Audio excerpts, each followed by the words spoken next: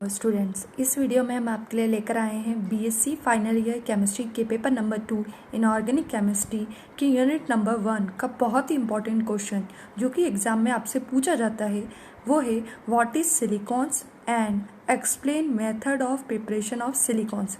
यानी सिलिकॉन्स क्या होते हैं और उसको मेथड ऑफ प्रिपरेशन की हमें मेथड समझानी है। तो इस वीडियो में हम सिलिकॉन की डेफिनेशन और सिलिकॉन्स की मेथड ऑफ प्रिपरेशन देखेंगे। इस यूनिट के बहुत सारे इंपॉर्टेंट टॉपिक की वीडियो हमने आप लोगों के लिए अपलोड कर दी है। जिन स्टूडेंट्स ने नहीं देखी है वो डिस्क्रिप्शन बॉक्स में दी गई प्लेलिस्ट पर जाकर देख सकते हो। तो स्टार्ट करते हैं। सबसे पहले हम फार्मूला देखते हैं सिलिकॉन्स का कि सिलिकॉन्स का फार्मूला क्या होता है। सिलिकॉन्स का फार्मूला दे रखा है R2SiO ब्रैकेट क्लोज और बाहर लिखना आपको स्मॉल n। यहाँ पर R का मतलब है अल्काइल ग्रुप। इसे आप ओपन फॉर्म में भी लिख सकते हैं। बीच में आप लिखेंगे सिलिकॉन। सिलिकॉन पर आप लगाएंगे 2 R ग्रुप ऊपर और नीचे, और एक साइड पर आपको ऑक्सीजन जोड़ना है। ब्रैकेट क्लोज करने के बाद बाहर आपको N लिखना है। अब हम देखते हैं definition. There are the polymers having silicon oxygen silicon linkage. यानी सिलिकॉन्स जो होते हैं वो एक टाइप के पॉलीमर्स होते हैं जिसके अंदर सिलिकॉन ऑक्सीजन सिलिकॉन टाइप का बॉन्ड पाया जाता है।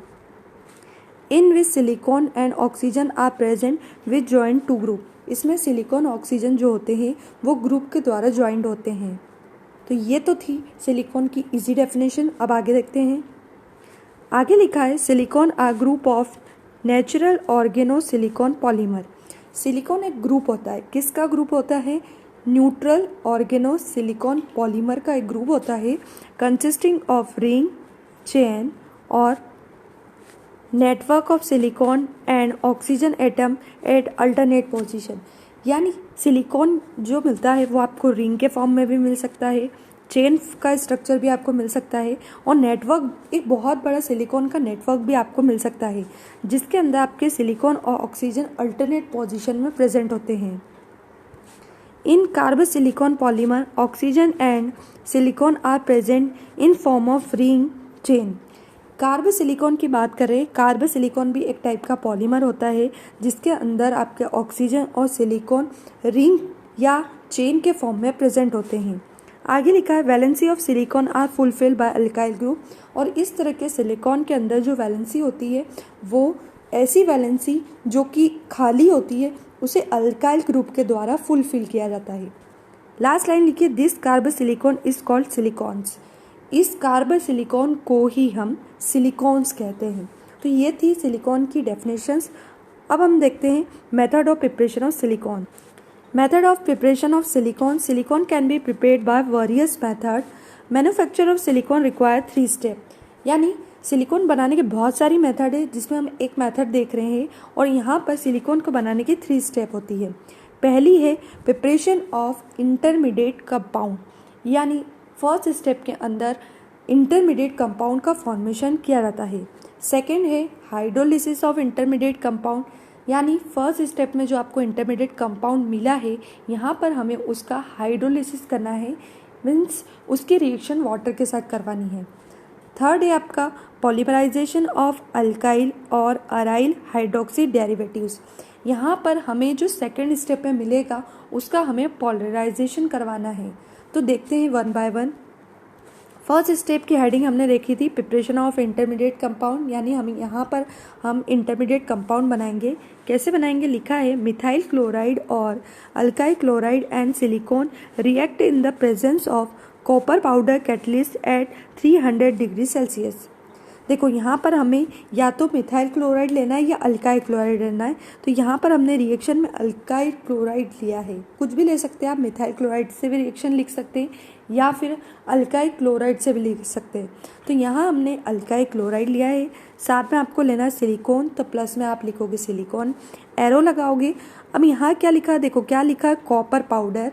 यानी एरो के ऊपर आपको क्या लिखना है? कॉपर पाउडर, क्योंकि कॉपर का यूज़ हमें कैटलिस्ट के फॉर्म में करना है और कैटलिस्ट को एरो के ऊपर लिखा जाता है।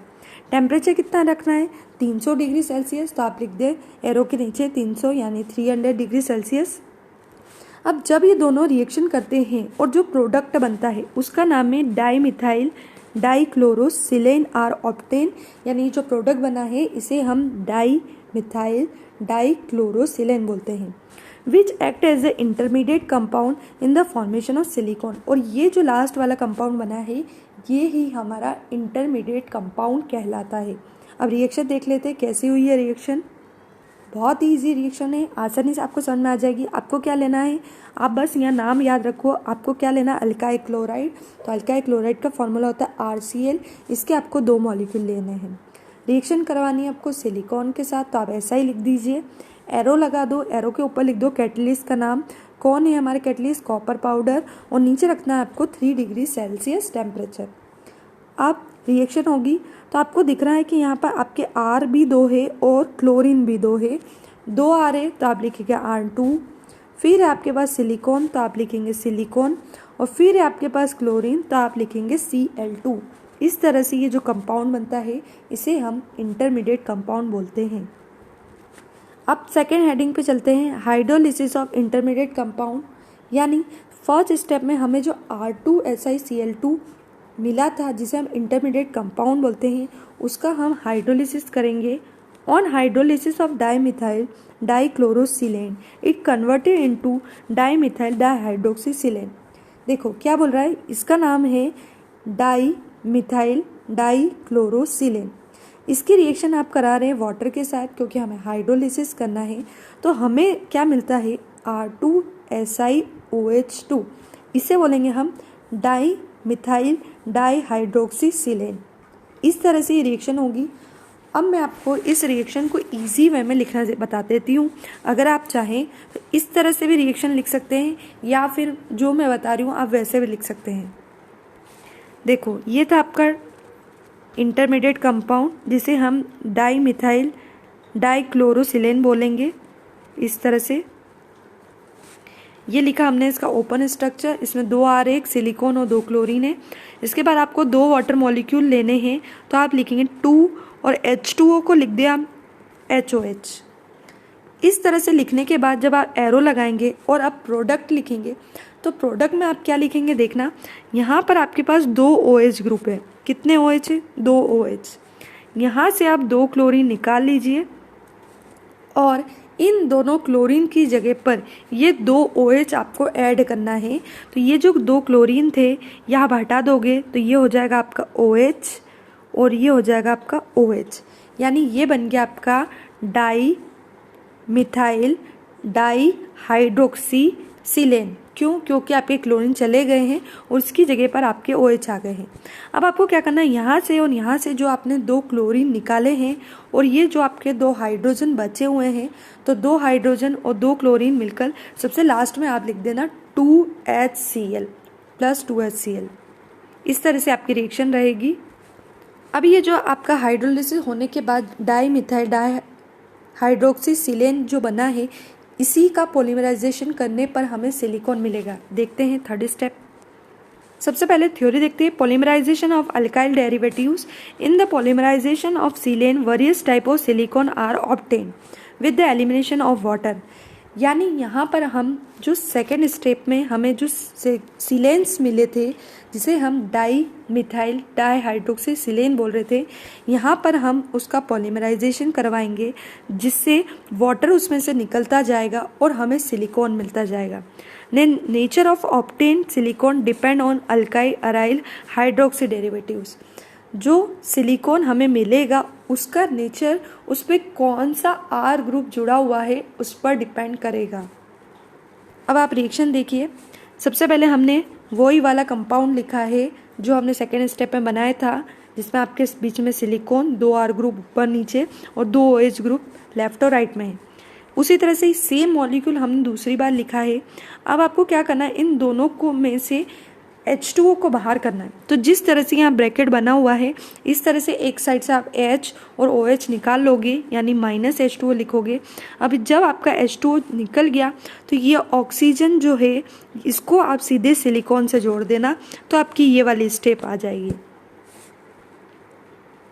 अब आपको क्या करना है, आपके जब 2 मॉलिक्यूल जुड़ जाएंगे तो अब आपको उसमें तीसरा मॉलिक्यूल जोड़ना है। इसके लिए आपका जो ये वाला प्रोडक्ट बना है इसे हम फिर से यहाँ पर लिखेंगे और ये जो सिंगल मॉलिक्यूल था आपका, जिसके अंदर आपके लेफ्ट और राइट में 2 OH ग्रुप थे, उसको लिखेंगे आप। ये देखो, ये वाला हमने यहाँ पर लिखा और ये वाला हमको फिर से लेना है, एक और मॉलिक्यूल ये ले लिया। फिर से आप आगे वाले में से एक हाइड्रोजन, पीछे वाले में से एक OH यानी H2O को बाहर कर देंगे और ये वाला जो आपका ऑक्सीजन है ये सीधे इस सिलिकॉन से जुड़ जाएगा। इस तरह से आपके 3 मॉलिक्यूल आपस में ऐड हो जाएंगे।